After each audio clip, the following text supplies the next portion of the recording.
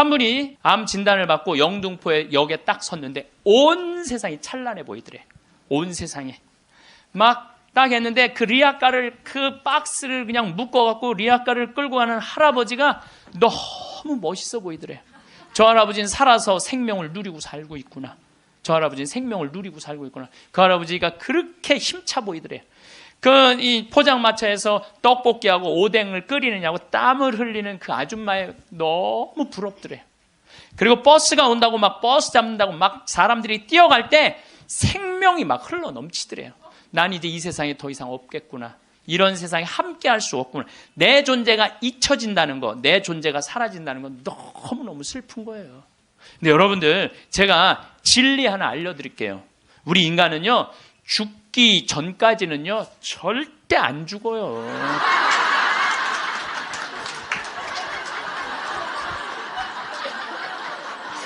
아직 죽지도 않았는데 청승 떨지 말라 이거예요. 죽지도 않았는데 청승 떨지 말라는 거예요. 근데 많은 사람은 아직 죽지도 않았는데 죽은 것처럼 사는 사람들 많아요. 난 죽을 거다, 죽을 거다. 그래서 암 환자들도 두 종류가 있어요. 살아있는 동안 즐겁게 살다가 죽는 사람이 있고, 아직 죽지도 않았는데 죽은 것 지금 죽다가 살다가 죽는 사람이 있다니까요. 그래서 죽기 전까지는 절대 안 죽어요. 사람들이 병들어서 자신에게 주어진 시간이 얼마 남지 않았다고 하면, 하느님, 만약 당신께서 다시 한번 저에게 목숨을, 생명을 허락하셔서 건강하게 된다면 훨씬 더 착하게 살고 운동도 열심히 하고 남들한테 희생도 잘하고 성당도 열심히 다니겠다고 그렇게 자신과 약속하는 사람들 참 많아요. 그렇죠? 내가 본당 신부 때 키가 1m 한 70, 한 4cm 되는 처녀 아이였어요. 키도 크고 얼굴도 이쁘고. 근데 아버지가 고엽제로 돌아가셨어요. 베트남에서. 근데 그때만 해도 이게 자식한테 물림을 당한다고 그랬는데 병원에서 유방암일 가능성이 있다고. 그래갖고 이제 검사를 해놓고 한 2주 후에 결과가 나오는 거야. 근데 그 2주 동안 너무 불안한 거야. 그래서 사제관을 찾아왔어요. 신부님 너무 불안하다고. 나 암이면 어떻게 하느냐고. 나 아직 시집도 안 갔는데 아버지 그렇게 돌아가시고 어떻게 하느냐고 막 정말 눈물을 흘리면서 고통스러워하고 괴로워하는 그 아가씨가 있었어요. 그래, 우리 기도해보자. 다 암이지 않을 수 있으니까. 그 2주 후에 이 친구는 와갖고 너무 화난 얼굴로 신부님 암이 아니래요. 이 친구는 지금 거의 20년이 지난 지금도 아주 행복하게 잘 살고 지금도 1년에 한 번씩 나한테 인사를 와요. 여러분들도 병원에 갔는데 당신 암이라고 그러고 검사를 했어. 그 기다리는 기간 동안 여러분들 무슨 생각할 것 같아요? 결과 기다리는 동안 별 생각을 다 할 거예요. 내가 왜 이렇게 착하게 살지 못했을까? 만약에 내가 다시 살아난다면 일도 12시간씩 더 하고 내가 미워하는 끝까지 미워하고 이런 사람은 한 명도 없을 거예요. 그렇죠? 만약에 내가 더 다시 살아난다면 더 착하게 살고 더 기쁘게 살고 더 사랑하면서 살겠다고 100이면 100명 다 그렇게 결심할 거예요. 내가 만약에 암이 아니라면 그때 내가 그놈을 더 괴롭혔어야 되는데 더 미워했어야 되는데 만약에 이런 마음을 죽기 전에 다시 건강해진다면 그런 마음을 갖는다면 이런 사람이 지옥에 가는 거예요. 이런 사람은. 난 이런 사람은 없다고 생각을 해요. 우리가 죽음이 아픈 건 사랑하지 못하기 때문에 아픈 거예요. 우리가 죽음이 아쉬운 건 미처 누리지 못한 행복 때문에 죽음이 아쉬운 거예요. 우리가 죽음이 괴로운 건 이 세상에서 사람으로서 꼭 해야 되는 도리를 하지 않고 이웃을 도우지 않았기 때문에 죽음이 아픈 거죠. 많은 경우 살아있을 때 우리 자매님들이 남편한테 이래요. 제발 담배 좀 끊어. 그때 안 끊다가 폐암 딱 걸려서 그때 끊는 사람들. 제발 술 좀 끊어. 그래도 안 끊다가 간암 걸려서 끊는 사람들. 이런 사람들이 가장 바보 같은 사람들이에요. 지난 2월 달에 괌에 강의를 갔다 왔는데, 거긴 휴양지잖아요. 그 총회장님이 재미난 얘기를 하시더라고요. 신부님, 그 괌에 휴양지 띠 뛰는 데가 있대요. 그러면은 생전 안 보이던 사람이 어느 날부터 뛰기 시작한대요. 그럼 사람들끼리 서로 수군거린대요. 저 사람 의사가 당신 운동하지 않으면 죽는다고 얘기한 사람이다. 3개월 뛰다가 사라진대요. 죽은 거죠. 여러분들, 운동도요, 평상시에 하는 거예요. 평상시에 병 걸려서, 암 걸려서 하는 게 아니고, 뭐든지 지금 해야 돼. 사랑도 나중에 하지 말고 지금 하고, 술도 나중에 끊지 말고 지금 끊고, 담배도 어떻게? 나중에 끊지 말고 지금 끊고, 성주순례도 나중에 가지 말고 지금 가야 된다는 거예요. 사랑도 그래요. 많은 사람들이 왜 나를 아무도 사랑해주지 않지? 나 같은 거한테는 관심도 없네. 나같이 못생기고 뚱뚱하고 능력 없는 나한테 관심 가져주는 사람 하나도 없네. 이러고 맨날 울고 우울증에 걸리는 사람들이 있어요. 여러분들, 많은 사람들이 저한테 그래요. 신부님은 사랑을 많이 받아서 그런 말씀, 우리들 마음을 이해를 못한다고. 여러분들, 제가 사랑만 받을까요? 저도 노력 무지하게 해요. 사랑하려고 노력을 해요. 여러분들, 아무것도 안 하고 사랑만 해줘, 사랑만 해줘. 그런 사람 사랑스러워요, 안 사랑스러워요? 노력하는 사람이 사랑도 받는 거예요. 그냥 무조건 가만히 있는데 누가 나를 사랑해줘요?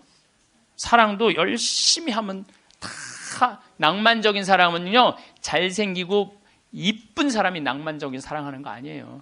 내가 신부 막 됐을 때 어머니 아버지 모시고 강릉 쪽으로 놀러를 갔는데, 하여튼 부부가 놀러를 왔는데 남자는 참 잘생겼는데 여자는 도저히 아닌 얼굴이야. 근데 남편이 나한테 사진을 찍어달라고 그러는데, 여보 이리 와. 그리고 아내를 탁 앉는데 나 같으면 도저히 못 앉을 것 같은데, 그 얼굴을 보고는 그 남편은 너무 귀중하게 아내를 앉는 거예요. 그래서 사진을 찍으면서도 참 신기하다. 어떻게 저게 가능하지? 근데 한 50대 후반쯤 된 분들이었어요. 근데 제가 요즘 그 부부를 이해를 하기 시작을 해요. 요즘 그래서 그렇게 남편이 소중하게 대했구나. 이게 이해가 돼요. 왜? 가만히 생각을 해보니까 요즘 이렇게 우리 자매님들 이렇게 뭐 한 결혼 30년 된 자매님들 이렇게 보면은요, 그 남편한테 정성스럽게 하고 자식 잘 키우고 살림살이 내조한 그런 분들은요, 얼굴이 잘생기고 못생기고의 문제가 아니야. 남자가 이렇게 바라봤을 때, 그래, 나하고 함께 인생을 같이 왔구나. 그 자체로 소중한 거야. 이쁘고 그게 상관이 없더라고. 요즘 이제 나이를 먹으니까 그게 이해가 되더라고요. 그래서 그렇게 끌어안고 참 웃으면서 그 아내를 바라봤구나. 사랑은요, 잘생기고 예쁜 여자가 하는 게 아니에요. 마음이 따뜻한 사람들이 하는 게 사랑이에요.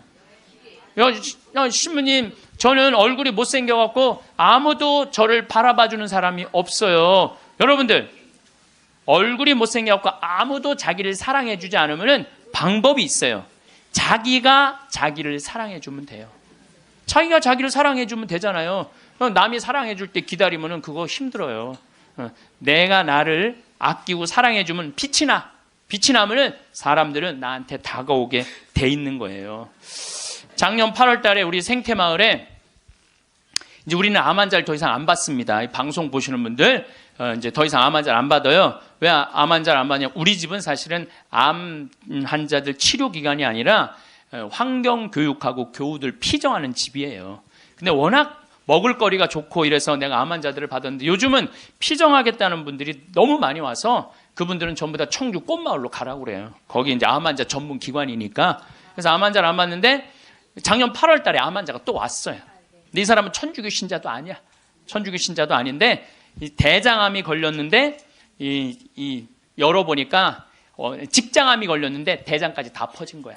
그래서 의사가 다시 덮은 거예요. 그리고 딱 왔는데 몸무게가 30kg야. 30kg. 30kg면은 항암을 못 한대요. 40kg가 넘어야지 항암을 한다는 거예요. 근데 이분이 2달밖에 못 산다고 그러는데, 내가 2달 있다가 죽을 거라면 병원에서 죽고 싶진 않더래요. 그러니까 2달 동안 먹지도 입지도 못했던 거야. 이 자매가. 그래갖고 이제 생태마을에 8월 달에 온 거야. 우리 생태마을에 머물고 싶어갖고.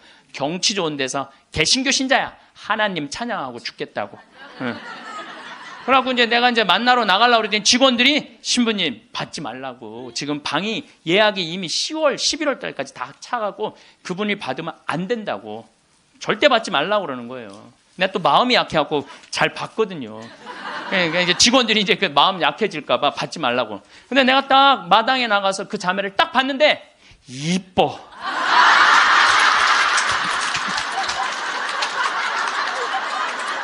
아니 57이라는데 그렇게 이뻐요. 이쁘더라고요. 난 서 있지를 못하는 거야. 2달 동안 입지도 먹지도 못했으니까. 너무 이쁘더라고요. 그래서 신부님 나 2달밖에 안 남았는데 여기 있고 싶다고 좀. 그래서 내가 직원들한테 야 죽은 사람 소원도 들어준다는데 산 사람 소원 하나 못 들어주냐? 그 침대 있는 방 그거 내주자. 그리고 우리가 8월 9월 추석 들어있으니까 그땐 손님이 좀 뜸하지 않느냐. 그래서 받자. 받았어요. 받았는데 이 자매가 유명한 번역가예요. 중국어, 영어, 독일어를 할 줄 아는 유명한 번역가예요. 여러분들도 아마 그분 책을 한 번씩 봤을 거예요. 근데 어쨌거나 우리 집에 와서 2달 동안 밥도 못 먹었다는 자매가 병원에서 우리 집에서는 밥을 나보다 더 먹는 거야. 밥이 너무 맛있다는 거야. 밥이 너무너무 맛있다는 거야. 밥이 너무 맛있다는 거예요. 그리고 이제 뒤에 이제 산책 둘레길이 1시간짜리가 있는데 그 둘레길을 돌면서 너무너무 행복하다는 거야. 너무너무 행복하다고. 이제 그래갖고 뭐 그런가 보다 해갖고 이제 10월 달이 됐는데 이제 2달 후에 방 빼줄 생각을 안 하는 거야. 2달 있다가 죽는다고 그래서 받아줬더니 살이 더 통통 찌는 거예요. 살이 더 통통. 근데 10월 달이 오더니 이 자매가 하는 말이 신부님 내가 미사 참여를 해보니까 성체가 너무 좋다는 거예요. 개신교는 성체 성사가 없잖아요. 예수님을 몸 안으로 영한다는 게 여러분들 참 여러분들은 행복한 사람들이에요. 여러분들 사랑은 뭐냐면요. 사랑은 같이 있고 싶은 거야. 여러분들 1살, 2살짜리 애 낳았을 때 걔 보고 있으면 같이 있고 싶어? 같이 안 있고 싶어요? 너무 사랑스럽죠? 네. 같이 있고 싶어서 뭐라 그러냐면 눈에 넣어도 안 아프다 그래. 이 눈에 티끌 하나만 들어가도 막 난리를 쳤는데 이만한 걸 눈에 넣어도 안 아프다 그러니 이게 보통 이게 그것처럼 사랑스러워. 눈에 넣어도 그 큰 거를 넣어도 안 아프다는 얘기예요. 근데 예수님은 우리랑 너무 같이 있고 싶은 거야. 눈에 넣어도 안 아픈 게 아니라 그걸 뛰어넘어서 너무 같이 있고 아예 안에 들어가서 살고 싶은 거 우리 안에. 그래서 성체로 우리 안에 들어와서 살고 있는 거예요. 그 행복한 신비를 여러분들은 매일매일 경험하는 거예요. 근데 우리 자매가 이렇게 보면서 나도 성체 영하고 싶다는 거예요. 세례를 받아야 되는데 근데 동생이 목사님이야. 그 동생하고 상의를 했대요. 나 거기 가고 세례 받고 싶다고. 천주교 세례. 근데 이 목사님이 한술 더 뜨는 거야.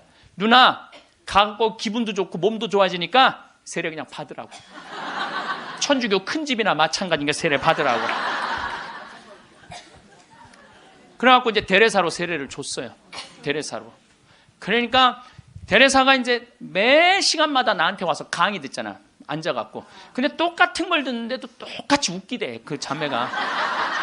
웃지, 밥 먹지, 공기 마시지, 예수님 먹지. 좋다는 건 다 하는 거, 좋다는 건 다 하는 거예요.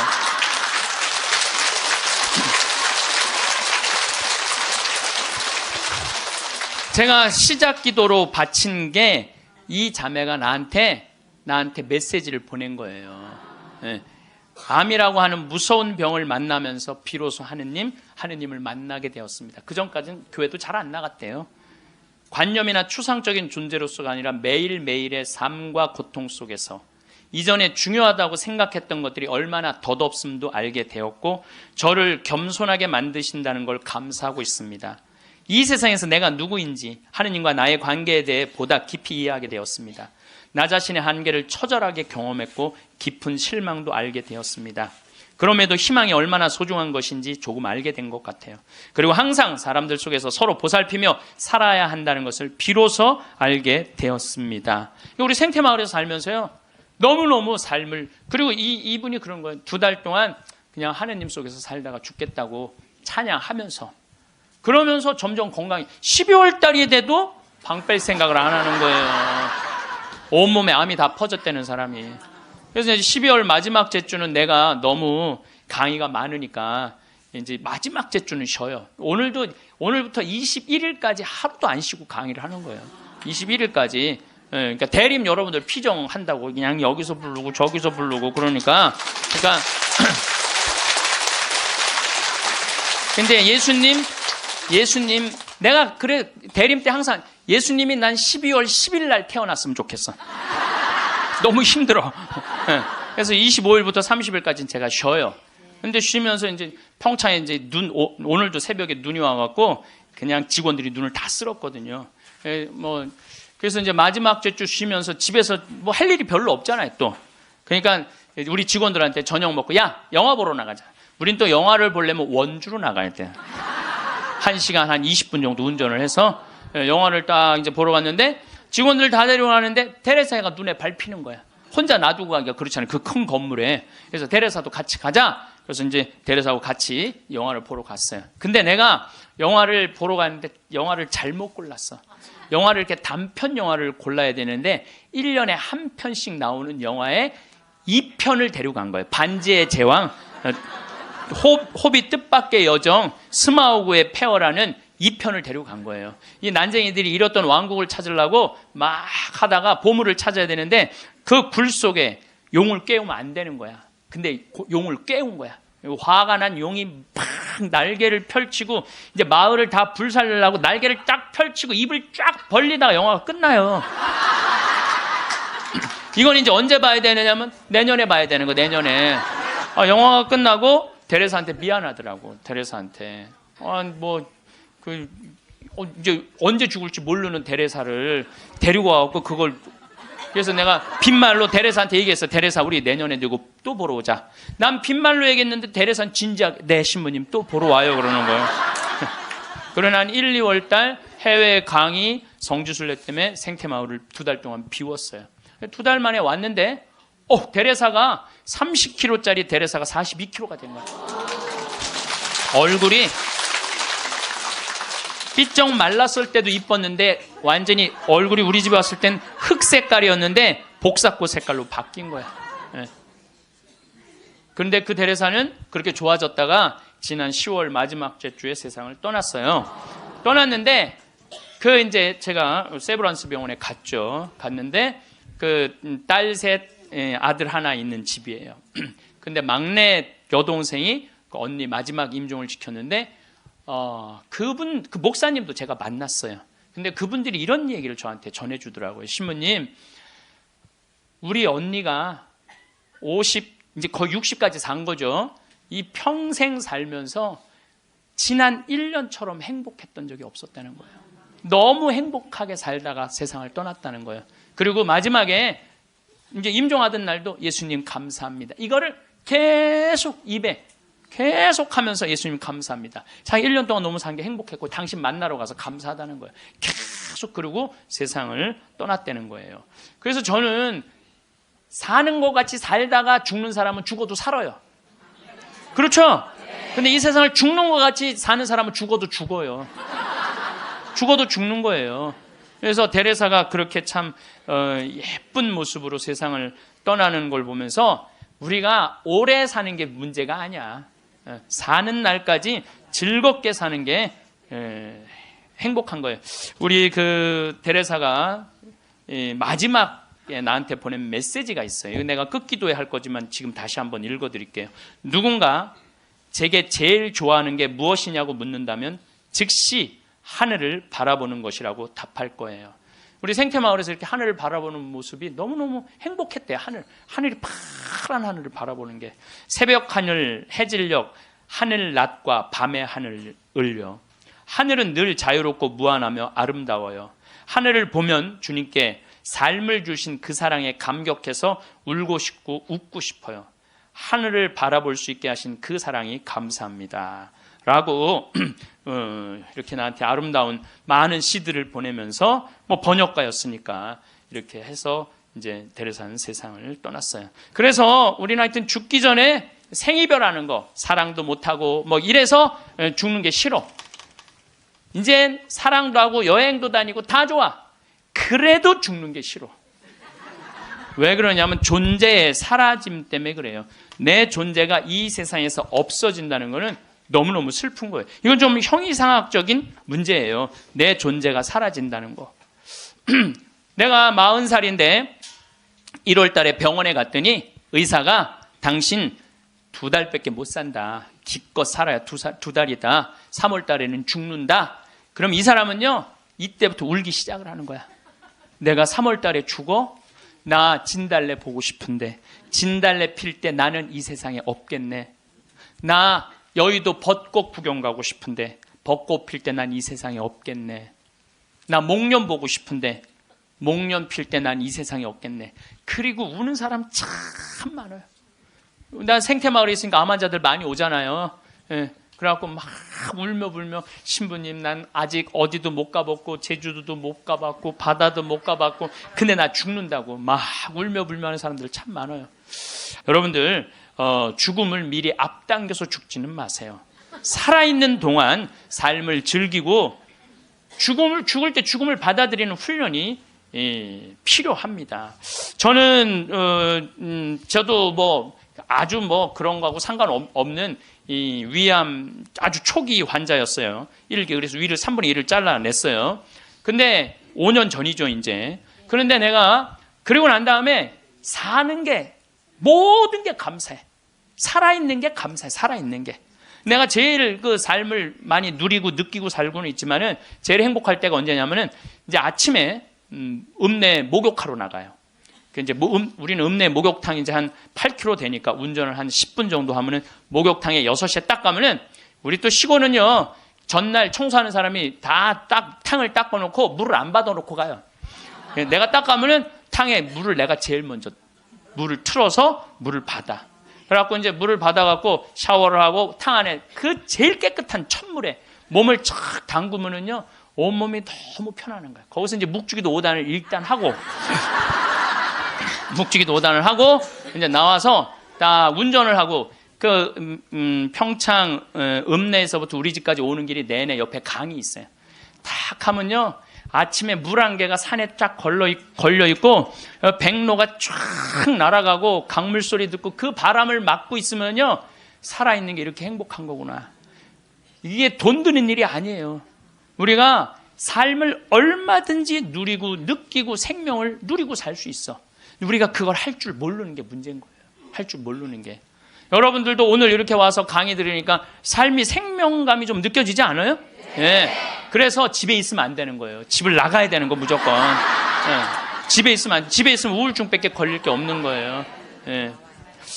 제가 여러분들 죽을 때 가족들 모아놓고 나는 내가 처음 자전거 탈 때 아빠가 뒤에서 잡아주고 너 혼자 이렇게 자전거 처음 탔을 때 아빠는 얼마나 행복했는지 몰라. 죽을 때 아빠가 자식한테 이렇게 얘기하는 거죠. 내가 너희들 손잡고 우리 생태마을 국장하고 아들 둘하고 3, 4년 전에 스페인 산티아고 600km를 걸었어요. 우리 국장은 한 달 동안.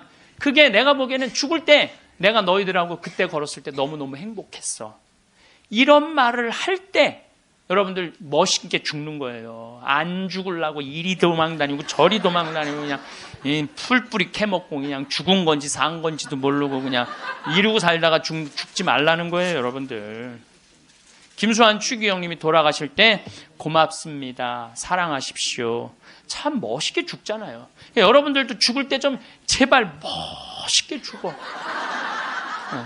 죽을 때 좀 멋있게 죽어야 될 것 같아요. 내가 지난 6월 달에 필라델피아에 강의를 갔었어요. 강의가 끝나고 이제 버지니아로 옮겨가려고 그러는데 이 기차를 타고 가려고 그러는데 젊은 부부들이 뭐 젊었다고 그래야 한 45, 6 된 부부들이 신부님 저희들이 모셔다 드릴게요. 뭐 뿌레젤이라는 가게를 하는 분이에요. 아니 가게는 어떻게 하고? 직원들이 알아서 해요. 뿌레젤이라는 건 뭐냐면은 밀가루에다가 소금 넣어서 굽는 빵이에요. 이게 하나에 300원이야. 그걸 5개를 묶어요. 그래갖고 그게 그냥 필라델피아는 흑인이 많이 살아요. 그걸 먹고 허기 우리 김밥같이 먹는 거야. 김밥같이. 예. 그래서 이제 그럼 고맙다고 한 3시간 반, 4시간 걸리는 거리니까 차를 타고 가는데 이런 얘기, 저런 얘기, 이민 중에 어려웠던 얘기, 행복했던 얘기 많이 하는데 참 그 두 부부가 나한테 기가 막힌 얘기를 해주더라고요. 한참 뿌레째를 구워서 팔면서 대출도 갖고 그러는데 하루는 완전히 늙은 흑인 하나가 찾아왔대요. 그러니 뿌레첼 300개를 주문을 하더래요. 그래서 내일 갖고 갈 거냐? 그랬더니 아니 오늘 갖고 갈 거야. 아니 당신 2시간이나 기다려야 되는데 기다릴 수 있느냐? 난 기다릴 수 있다고 그러더래. 직원들이 막 눈총을 주더래요. 미국은 다 예약 문화거든. 전날 예약을 하고 찾아가겠다 이러는데 그 흑인은 와갖고 2시간을 기다리고 있다니. 돈 벌고 싶은 욕심에 그 뿌레째를 부지런히 걷대요. 그거 갖고 300개를 줬대. 뭐 하려고 그러냐? 그랬더니 내가 학교 수인데 우리 아이들 주려고 갖고 가는 거다. 그리고 갔대요. 다음 주에 또 오더니 또 뿌레첼 300개를 주문을 하더래요. 화가 나더래요. 이게 무시하는 것도 아니고 이 바쁜데 뿌레첼을 300개를 또 주문하네. 당신 기다릴 수 있겠냐? 나 기다리겠다고 여기서. 그래갖고 고소 줬대. 근데 그 다음 주에 또 오더니 뿌레첼 300개를 또 고달라고 그러더래. 그래서 물어봤대요. 너 이름이 뭐냐? 그랬더니 미스터 윌리래. 미스터 윌리. 미국이 지금 예약 문화인데 당신은 왜 예약도 안 하고 우리를 힘들게 하느냐? 그랬더니 미스터 윌리란 늙은 흑인이 하는 말이 나는 예약을 할 수 없는 사람이다. 왜 예약을 못하냐? 난 지금 암이 걸려갖고 오늘 죽을지 내일 죽을지 모른다. 그런데 내가 어렸을 때 뿌레첼이라는 빵을 먹고 허기를 때웠다. 지금도 이 얘네들은 그 필라델피아 아이들은 얘네들은 아버지 날 어머니 날이 따로 있어요. 그럼 그거 하나를 사서 아버지한테 보낸대요. 그걸 옛날 생각을 하고 그렇게 그걸 맛있게 먹는데. 그러니까 나도 어렸을 때 이 뿌레첼이라는 빵을 먹고 허기를 때우고 했는데 지금 내가 수위로 있는 이 학교에 아이들도 아침을 못 먹고 오는 애들이 참 많다. 그래서 내가 마지막에 죽기 전에 그럼 너 학교 심부름이 아니냐? 그랬더니 심부름이 아니다. 내 돈으로 마지막에 이 아이들한테 거의 $300나 되는 돈을 계속 해갖고 아이들한테 나눠주는다는 거예요. 그래서 나는 언제 죽을지 모르기 때문에 예약을 할 수가 없다. 그리고는 다시는 안 왔대요. 죽은 거지. 그러니까 미국 사람은 죽을 때도 멋있게 죽어. 저는 여러분들도 좀 죽을 때 좀 멋있게 죽었으면 좋겠어. 좀 내가 어디 선물을 갖고 가고 어디 선물을 좀 주고 죽는 그런 모습이 좀 있었으면 좋을 것 같아요. 그래서 이제 우리가 죽을 때 멋있게 죽으려면 잘 살아야 돼. 잘 살아야 돼. 그래서 저는 여러분들 우리가 잘 살려면 삶을 계획을 잘 세워야 돼. 계획이 없는 삶은요 잘 살 수가 없어요. 여러분들 인생 계획 어떻게 잘 세워져 있어요? 네. 아유 신부님 무슨 계획이 있어? 다 살았는데. 천만의 말씀이요. 여기 다 산 분 한 분도 안 계세요. 제가 얘기했죠. 죽기 전까지는 절대 안 죽는다고. 그러니까 계획이 있으셔야 된다니까. 저는 신학생 때 세미나를 하는데 앞으로 주 5일제가 된다는 거예요. 주 5일제. 그럼 토요일 날 일요일 날 교우들 성당 안 나온다는 거예요. 경치 좋은데 구경 가느냐고 성당에 안 다닌다는 거예요. 프랑스가 신자 비율이 97%인데 주 5일제 실시하고 미사 참여율이 8%로 떨어져요. 90%가 성당에 안 나오는 거야. 내가 프랑스에 가보니까 금요일 저녁부터 놀러 나가더라고요. 금요일 저녁. 그 일요일만 되면 그 파리로 엄청난 차들이 들어오는 거야. 그럼 언제 성당에 가? 토요일 날 놀러 다니느냐고. 그럼 내가 30년 전에 신학교 교수님들이 그러더라고요. 앞으로 주 5일째 되면 한국도 그런 일이 벌어질 거다. 금요일 저녁부터 놀러 나갈 것이다. 경치 좋은데 구경 간다고. 그럼 그들을 어떻게 하느님 품으로 이끌 것이냐? 답을 내놔라. 저는 그때 그런 생각을 했어요. 그래, 교우들이 경치 좋은데 구경 간다고 성당을 안 나와? 그럼 나는 나중에 신부가 되면 성당을 경치 좋은데 전화해야 되겠다. 그리고 글리 오라고 해야 되겠다. 그래서 이제 제가 이제 신부 되자마자 저는 생태마을을 신학생 때부터 꿈꿨으니까 신부 되자마자 땅 보러 다녔어요. 용문으로, 양평으로, 가평으로, 안성으로. 주머니 돈 한 푼 없어도 항상 꿈을 하느님이 이루어 주시거든요. 네. 월요일 날 나한테 40억 봉헌한 분도 내가 아프리카 잠비아에 농업대학 세운다는 꿈을 꾼 거예요. 그러니 누가 이루어 주시는 거예요? 하느님이 이루어 주시는 거예요. 믿음이 있어야 돼. 언젠간 줄 거라는 믿음이 있어야 돼. 네. 그래서 이제 막 여기저기 땅 보러 다니는데 30억, 50억 그러더라고요. 부동산 업자가 신부님 돈이 어디 있어 땅을 보러 다니느냐고. 나 돈 한 푼도 없다. 대신 꿈이 있다, 꿈이. 그래서 이제 교구청에서 내가 하도 그렇게 뛰어다니니까 주교님이 부르더니 강원도 평창에 땅이 15,000평이 있다는 거, 15,000평. 그거를 꾸며보라는 거예요. 그래서 제가 30살에서부터 그걸 꾸미기 시작을 한 거예요. 본당 신부 하면서. 그럼 뭐 집에 들어오면 새벽 2, 3시 늘 그랬어요. 다 본당 사목하고 집에 들어오고 그러니까. 10년 하는데 도저히 안 되겠더라고요. 그래서 주교님한테 청을 드렸죠. 주교님, 저 이제 초대 본당 신부 2번을 5년을 했으니 저 이제 강원도 평창 생태마을에 들어가서 살게 허락을 해 주십시오. 청을 넣었더니 주교님 그럼 가라고. 그래서 내가 가서 생태마을에 가서 사는데 10년 동안 꽃 심어놓고 나무 심어놓고 사니까 지금은 봄만 되면 천국이에요. 천국. 얼마나 꽃이 피면 아름다운지 몰라요. 산수유 피고 개나리, 진달래, 뭐 마로니에, 목련, 벚꽃, 찔레꽃, 이팝꽃, 조팝꽃 뭐 이런 거 피면은 꽃동산이에요. 꽃동산. 얼마나 아름다운지 몰라요. 그래갖고 마당에 딱 쓰면 강이 쫙 내려다 보이니까 얼마나 좋아요. 사람이요, 여러분들 산이 하나 보이는 데 사는 사람은 그냥 그런 데서 사는 거래요. 근데 한 산이 3겹이 겹쳐서 보이는 데서 살면은요, 좋은 땅에서 사는 사람이라는 거예요. 근데 산이 한 5겹 겹쳐 보이는 데서 사는 사람은 명당에서 산다는 거예요. 근데 산이 한 7겹 겹쳐 보이면은 대명당, 대신 내려다 보여야 돼, 그 산이. 내려다 보면 대명당에 사는 거야. 근데 우리는 여기 쓰면은 치악산 그 자락까지 보니까 12겹까지 보여, 12겹까지. 그리고 거기에 강 하나 흘러주면은 그건 말할 것도 없대는데 앞마당에.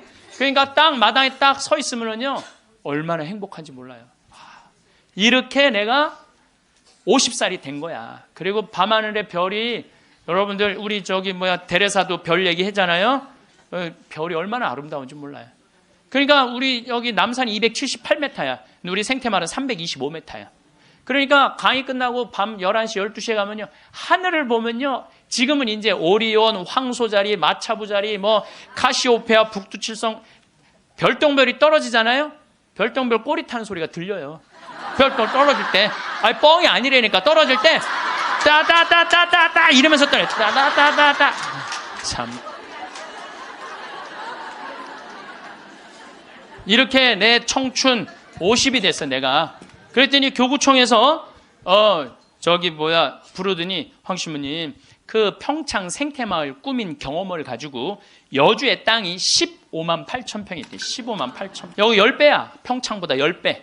그거를 좀 꾸미라는 거. 4년 전에. 그래갖고 내가 여주 이제 군청에 들어갔더니 신부님 거기는 안 되는 데라는 거예요. 안 되는. 왜 안 되느냐? 여기는 수질관리 지역이기 때문에 한강 2km밖에 안 남았기 때문에 여기는 이렇게 큰 건물을 허가를 해줄 수가 없다는 거예요. 난 너무 하고 싶은데 허가 받을 수 있는 길이 뭐냐? 그랬더니 국회에 올라가래. 국회에서 해결해 줘야 된대. 우린 또 그렇게 되면 바로 해요. 국회 갔어요. 그래갖고 해당 지역 국회의원을 만났어요. 나 우리나라 국민들이 맨날 먹고 마시는 데만 있는 게 아니라 정말 정신적으로 쉴 수 있는 공간을 만들고 싶다. 그래서 여기 하고 싶다. 그랬더니 국회의원이 딱 보더니 신문 이거 안 되는 거라고. 근데 한마디 했어. 내가 안 되니까 여기 왔지 되면 오겠냐고.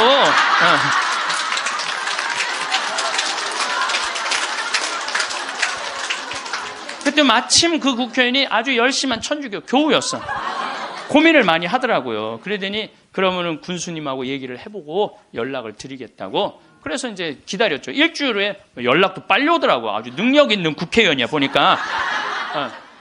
전화 오대. 신부님, 우리가 군수님하고 거기 이제 폐수 처리 용량이라는 게 있어요. 그거를 할당을 해주기로 했다고. 열심히 해보시라고.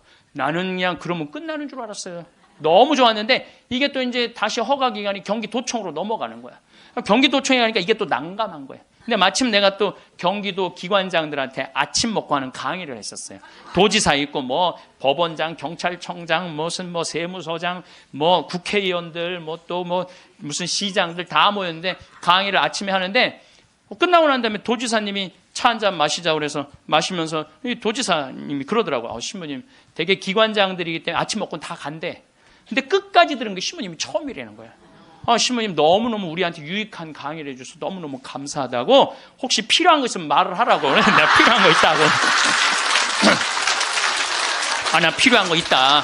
내가 지금 여주에 생태마을을 꾸미는데 이게 너무 힘들다. 그랬더니 딱 도지사님 다 알아듣더니 바로 환경국하고 얘기를 하더니 막 행정실장 부르더니 일사천리로 그 자리에서 또 군수님한테도 전화해갖고 신부님 하는 일 도와주라고. 그래서 너무 나는 또 그러면 끝나는 줄 알았어.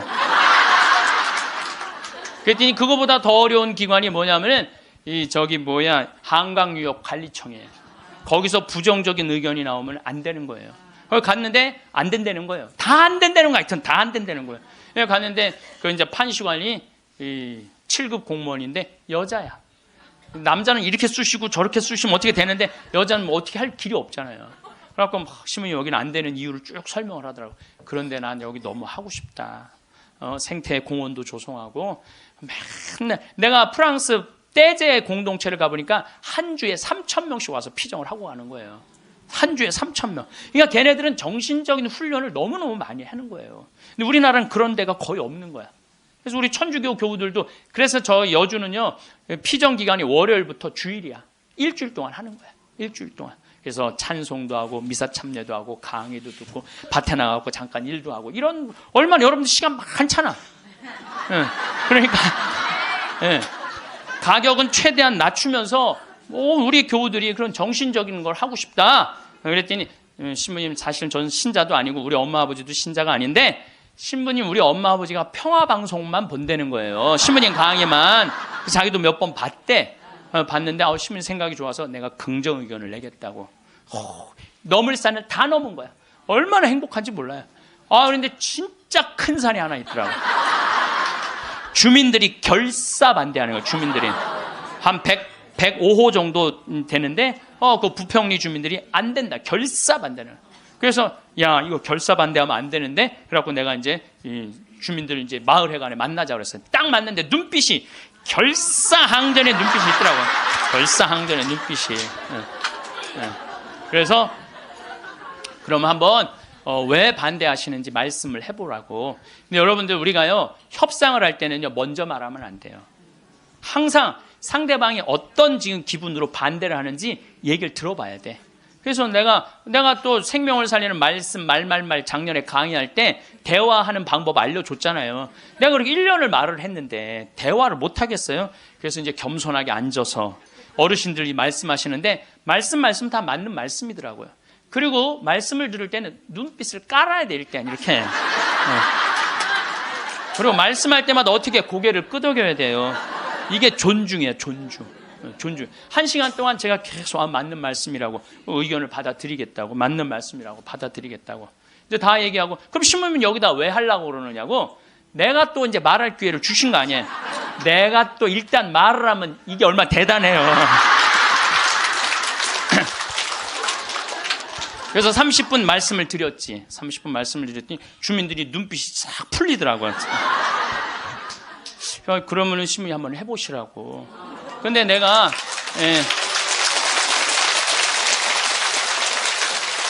그걸로 끝나서는 안 될 것 같아.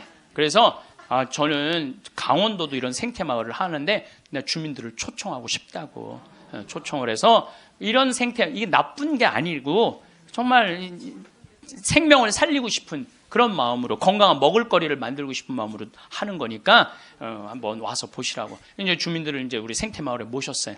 근데 그날따라 피정객들이 엄청나게 온 거야. 그날따라. 그래갖고 막 우리 지역 농산물 다 유통을 하거든요. 지역 동네 뭐 여기 영월 평창에 있는 농산물들 뭐 하다못해 꿀까지도 다 우리 집에 들어오면 피정객들이 와서 다 사가니까. 그러니까 지역 농산물들을 다 유통을 해주니까 얼마나 좋아요. 그걸 보더니 제가 바로 저런 거 여러분들 거기 이제 옥수수, 감자, 고구마 많이 심거든요. 이런 거 다 유통시켜 주려고 지금 그러는 거다. 주민들이 보더니 우리하고 함께 하려고 그러는 거야. 그래서 주민들이 서명까지 다 해줬어. 서명까지.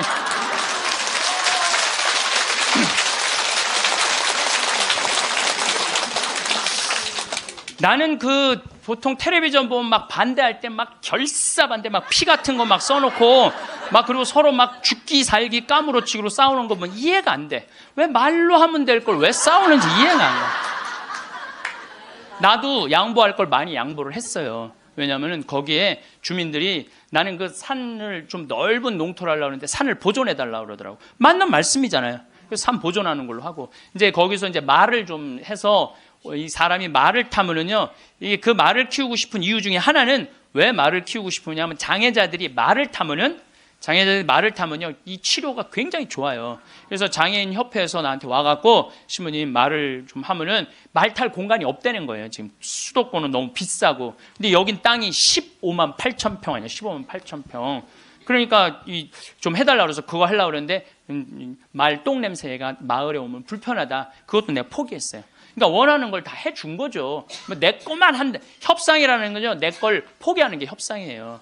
그래갖고 이제 아마 내년부터 이제 이 생태마을을 이제 꾸미게 될 거예요. 그러니까 난 60살까지 일이 기다리고 있는 거예요. 60살까지. 남들은 60살 되면 명퇴한다, 조퇴한다 그러는데 나는 일이 기다리고 있으니까 얼마나 좋아. 사람은요, 꿈꾸는 사람이 행복한 거예요. 꿈꾸는 사람이. 여러분들 과거에 매달린 사람 불행한 사람. 과거. 내가 그때 이 인간을 만나지 말았어야 되는데. 여러분들 그거 후회해봐야 그 인생 돌이켜져요?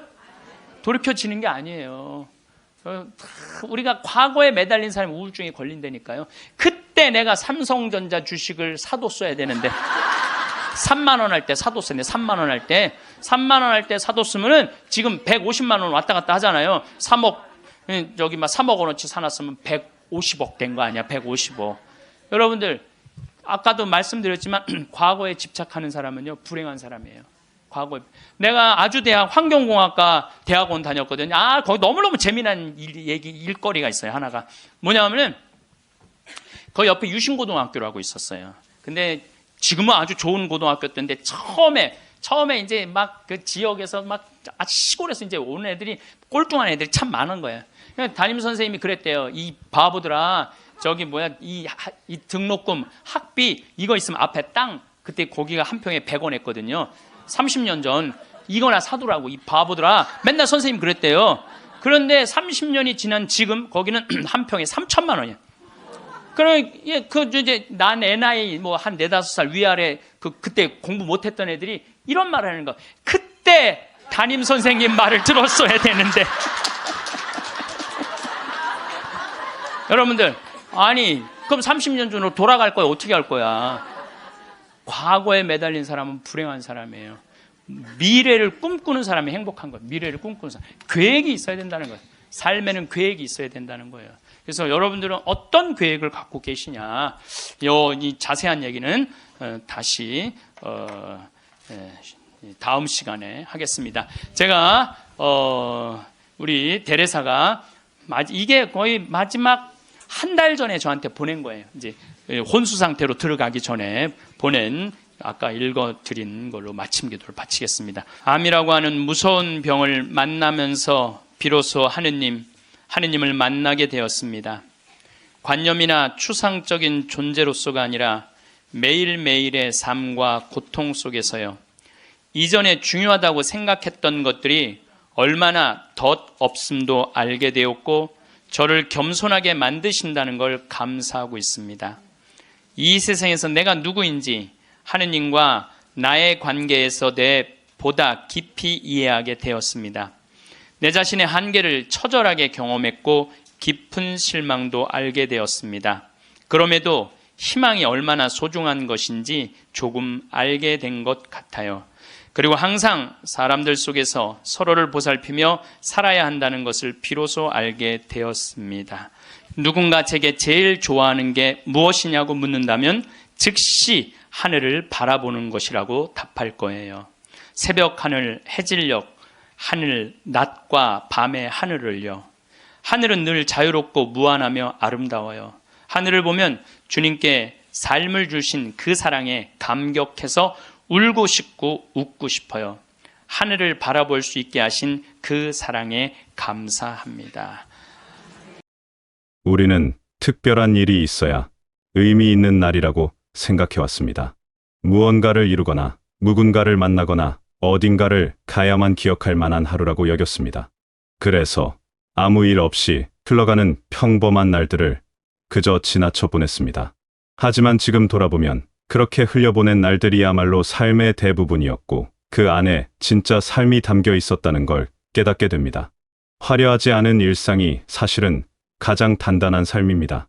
매일 아침 일어나 하루를 시작하고 밥을 먹고 잠자리에 드는 일.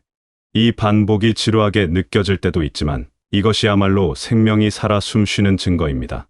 누군가는 오늘 아침을 맞이하지 못했고 누군가는 평범한 하루를 간절히 바라고 있습니다. 건강하게 걷고 밥을 먹고 잠을 자는 일이 얼마나 큰 축복인지 우리는 잃어버리기 전엔 잘 모릅니다. 평범함 속에는 놀라운 힘이 숨어 있습니다. 매일 같은 시간에 일어나는 것, 규칙적으로 식사하는 것, 적당히 움직이고 쉬는 것. 이런 일상의 리듬이 우리를 지탱합니다. 특별한 순간은 기억에 남지만 평범한 일상이 삶을 지탱하는 뼈대가 됩니다. 화려한 꽃이 눈길을 끌지만 그 꽃을 피우는 건 보이지 않는 뿌리입니다. 우리 삶도 마찬가지입니다. 드러나지 않는 평범한 하루하루가 삶을 지켜냅니다. 살아있다는 것은 거창한 성취가 아닙니다. 오늘을 견뎌내는 힘입니다. 때로는 그저 하루를 버티는 것만으로도 충분히 의미 있는 날이 됩니다. 아픈 몸을 이끌고 하루를 보내는 사람에게는 그 자체가 용기입니다. 마음이 무거운데도 일상을 유지하는 사람에게는 그것이 바로 힘입니다. 우리는 자신이 얼마나 강한 사람인지 모를 때가 많습니다. 그저 평범하게 하루하루를 살아내는 것, 그 안에 이미 위대함이 있습니다. 힘든 날에도 일어나서 하루를 시작하는 것, 그것만으로 충분합니다. 모든 날이 좋을 수는 없습니다. 몸이 아플 때도 있고 마음이 무거울 때도 있습니다. 그럴 때도 하루는 흘러갑니다. 그 하루를 어떻게든 견디고 밤이 되면 잠자리에 드는 것, 이 단순한 반복이 우리를 살아있게 합니다. 내일은 오늘보다 나을 수도 비슷할 수도 있습니다. 하지만 중요한 건 오늘을 살아냈다는 것입니다. 나중에 하겠다는 말로 미뤄온 일들이 참 많습니다. 건강을 챙기는 일도, 하고 싶은 일을 시작하는 것도, 사랑하는 사람에게 마음을 표현하는 것도 모두 나중으로 미뤘습니다. 조금 더 여유가 생기면, 조금 더 준비가 되면 하겠다고 생각했습니다. 하지만 나중이라는 시간은 오지 않습니다. 내일은 오늘과 다르지 않고 다음 주도 이번 주와 비슷하게 흘러갑니다. 우리가 기다리는 완벽한 순간은 없습니다. 지금이 바로 그 순간입니다. 건강은 나중에 챙길 수 있는 것이 아닙니다. 오늘 무리한 몸은 내일 더 아프게 됩니다. 지금 느끼는 작은 불편함을 무시하면 나중엔 큰 고통이 됩니다. 몸이 보내는 신호를 무시하지 말아야 합니다. 피곤하면 쉬고, 아프면 치료받고, 불편하면 돌보는 것. 이것이 지금 할 수 있는 가장 중요한 일입니다. 건강한 몸으로 내일을 맞이하려면 오늘 몸을 아껴야 합니다. 사랑도 마찬가지입니다. 오늘 하지 못한 말은 내일도 하기 어렵습니다. 고맙다는 말, 사랑한다는 말, 미안하다는 말. 지금 하지 않으면 기회는 점점 멀어집니다. 표현하지 않은 마음은 상대에게 전해지지 않습니다. 마음속으로만 생각하는 것과 말로 표현하는 것은 전혀 다릅니다. 용기를 내서 지금 말해야 합니다. 나중으로 미루다 보면 영영 하지 못할 수도 있습니다. 변화도 그렇습니다. 지금 시작하지 않으면 영영 시작하지 못할 수도 있습니다. 우리는 항상 준비가 끝나기를 기다리지만 완벽하게 준비된 순간은 없습니다. 불완전한 지금이라도 시작하는 것이 중요합니다. 서툴러도 괜찮고 느려도 괜찮습니다. 시작하는 것 자체가 중요합니다. 한 걸음을 내디디면 그 다음 걸음은 조금 더 쉬워집니다. 지금을 놓치고 나면 아쉬움이 쌓입니다. 그때 그렇게 했더라면, 그때 그 말을 했더라면 하는 후회가 마음속에 자리 잡습니다. 이 후회는 시간이 지난다고 사라지지 않습니다. 오히려 더 선명해지고 더 무거워집니다. 그래서 지금이 중요합니다. 완벽하지 않아도 괜찮습니다. 서툴러도 괜찮습니다. 지금 할 수 있는 것을 하는 것, 그것만으로도 충분합니다. 인정받고 싶고 사랑받고 싶은 마음은 누구에게나 있습니다. 누군가 나를 알아봐 주기를, 내 마음을 이해해 주기를 바라는 것은 자연스러운 일입니다. 하지만 그 기대가 클수록 커져남도 커집니다. 누군가가 나를 먼저 사랑해 주기를, 먼저 다가와 주기를 기다리면서 시간을 보냅니다. 그러는 동안 정작 자신을 돌보지 못합니다. 다른 사람의 사랑을 구하느라 스스로를 사랑하는 법을 잊어버립니다. 기대는 때로 우리를 지치게 만듭니다. 상대가 내 마음을 알아주기를, 내가 원하는 방식으로 사랑해 주기를 바라지만 그것은 쉽지 않습니다. 사람마다 사랑하는 방식이 다르고 표현하는 방법이 다릅니다. 내가 원하는 것을 상대가 모를 수도 있고 안다 해도 해줄 수 없을 때도 있습니다. 그래서 기대가 크면 실망도 큽니다. 채워지지 않는 마음은 점점 무거워지고 관계는 점점 힘들어집니다. 누군가의 마음을 기다리느라 자신을 돌보지 못한 시간들이 있습니다. 상대가 나를 어떻게 생각할까, 나를 좋아할까 걱정하면서 내 마음은 뒤로 미뤘습니다. 내가 피곤한지, 힘든지, 슬픈지는 중요하지 않았습니다. 상대의 기분을 맞추고 상대의 기대에 부응하는 것이 더 중요했습니다. 그렇게 자신을 뒤로 미루다 보면 어느 순간 나 자신이 누군지조차 모르게 됩니다. 나 자신을 대하는 태도가 삶의 분위기를 바꿉니다.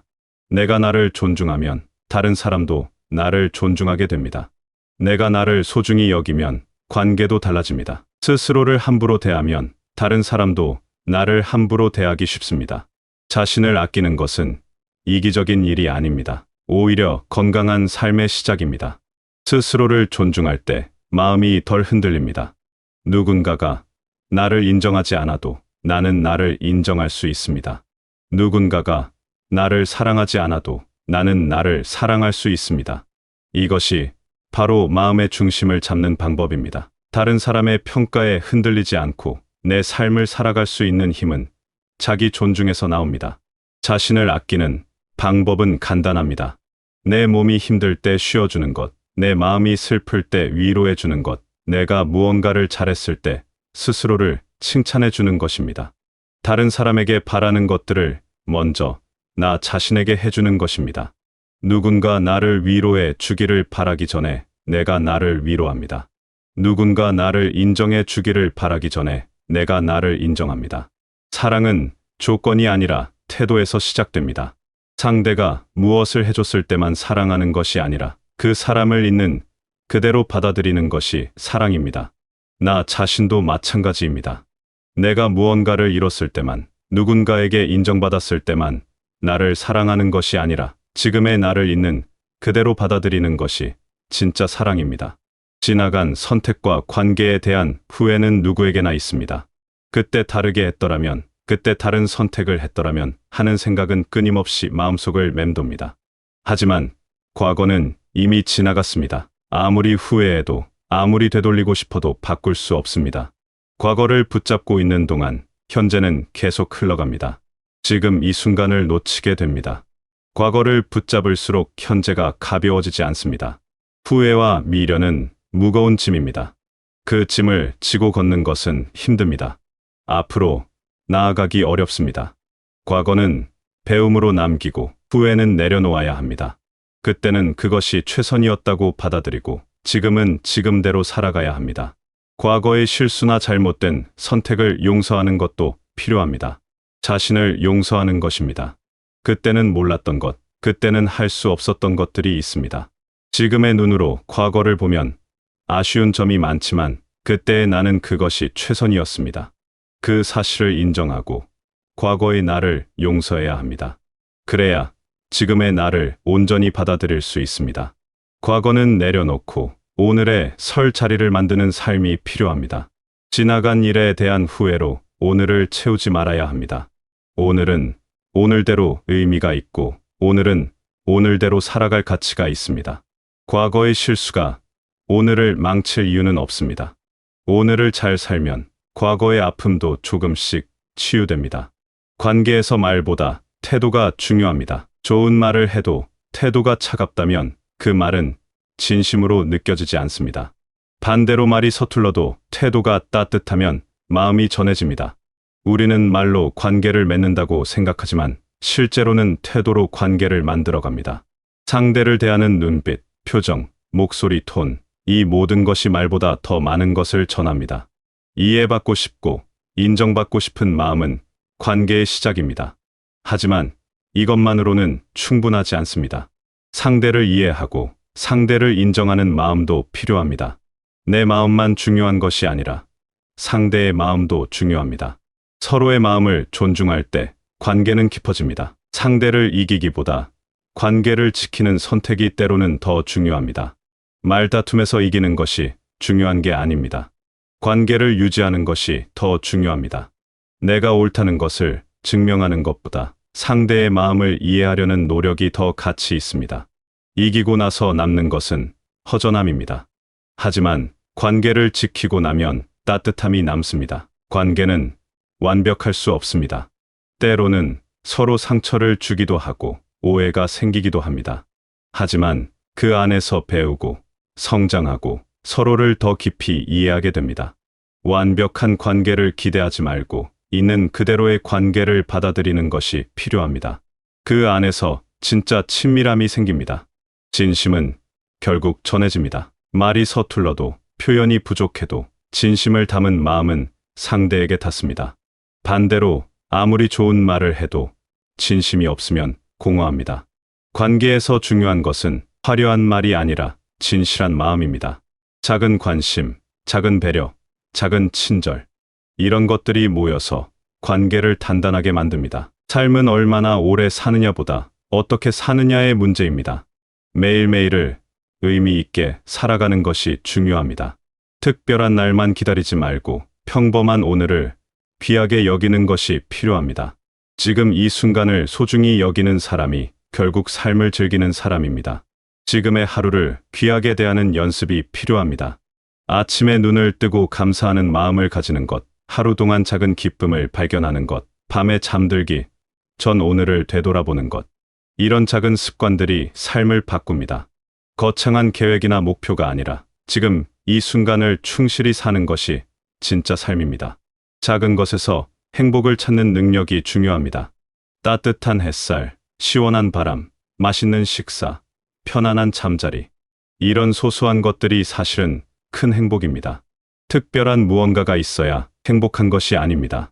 평범한 일상 속에 이미 행복이 있습니다. 그것을 알아차리고 감사하고 누리는 것. 그것이 바로 삶을 잘 사는 방법입니다. 여러분이 살아온 모든 날들이 의미 있었습니다. 화려하지 않았어도, 특별하지 않았어도 그 모든 날들이 모여서 지금의 여러분을 만들었습니다. 앞으로 살아갈 날들도 마찬가지입니다. 평범한 하루하루가 모여서 아름다운 삶이 됩니다. 오늘을 소중히 여기고 지금을 충실히 살아가는 여러분이 되시길 바라겠습니다. 그 안에서 진짜 행복을 발견하고 진짜 평화를 느끼며 자신을 사랑하고 존중하는 마음으로 매일을 살아가는 여러분이 되시길 바라겠습니다.